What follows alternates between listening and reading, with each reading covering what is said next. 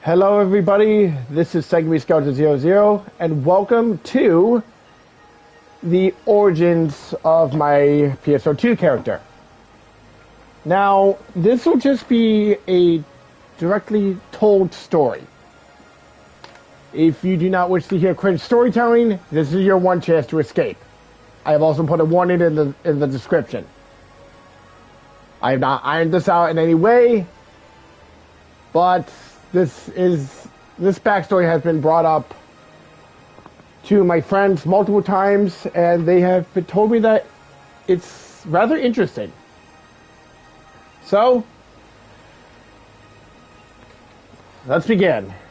Here is the origin of Segami Sparks. The story begins about a few months before the attack on the ARKS ship 10 years ago, before the events of the current story.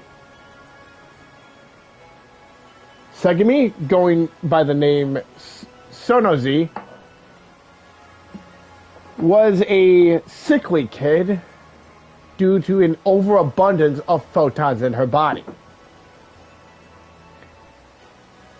Usually these Usually this condition would be cured through the process of becoming a cast. However, Sonozi, I should say, did not want to go through with that process. Her parents, not feeling welcome enough to her decision, outright just abandoned her, leaving her to die. Yeah, I know, scum parents. However, the night she stayed in the hospital, a mysterious figure approached her in the dead of night. This figure, a woman, granted Segami the opportunity to have a second chance, to live on with her life. And that was to accept a gift from this woman. This gift would change Segami's appearance and her internal structure, reducing the amount of photons in her body and replacing them with a corruptive energy. False factor. Seeing no other option. We are currently preparing to call on all ARKS ops to participate in a large-scale enemy suppression operation. The target is the corrupted former mothership. Anyways, the woman that had approached Segami was Dark Fall's apprentice. Crazy, I know. Why would a Dark Falls want to spare the life of a girl as sickly as Segami? Well, one reason. A vessel. Apprentice was looking to utilize the girl's body as a vessel later on.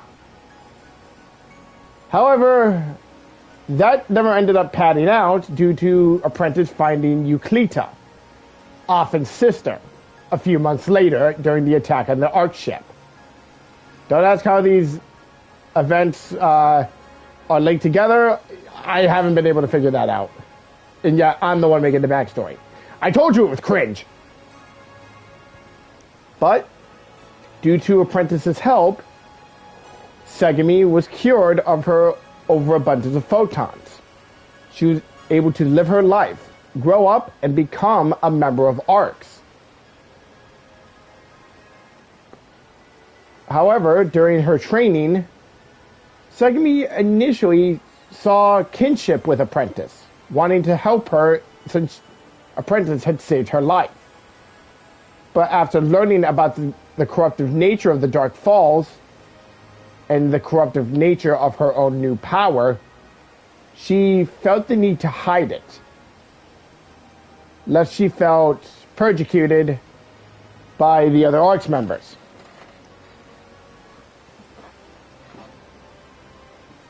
However, it's not easy to hide that kind of power, especially when it turns your hair pink.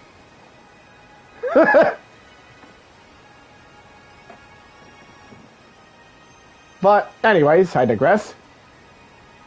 Segami's current mission now is to hunt down Darkfall's apprentice.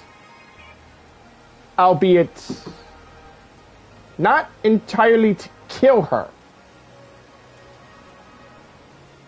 Kind of just to reconcile with her.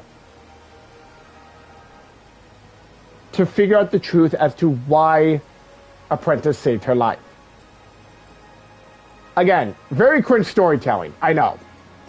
And I probably should have ironed out some of the parts of this backstory, but honestly, it's what I could work with.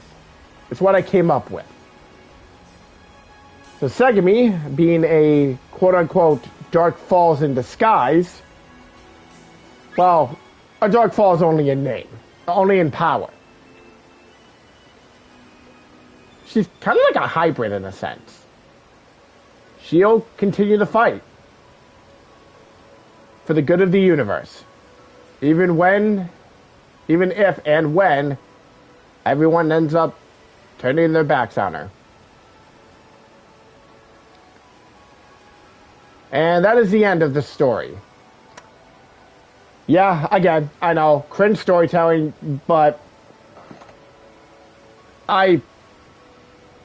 it's the only thing I can really come up with. I like it. It suits me. It suits my character. So, if you got any problems with it, or could think of anything I could do to change up the backstory, because I am open for suggestions, let me know in the comments. But until the next episode, this has been Segami Scout00 saying thank you all for watching, and please have a nice day. I forgot to mention, Segami refers to Apprentice as Master. Don't ask me why. It's weird. My character's weird.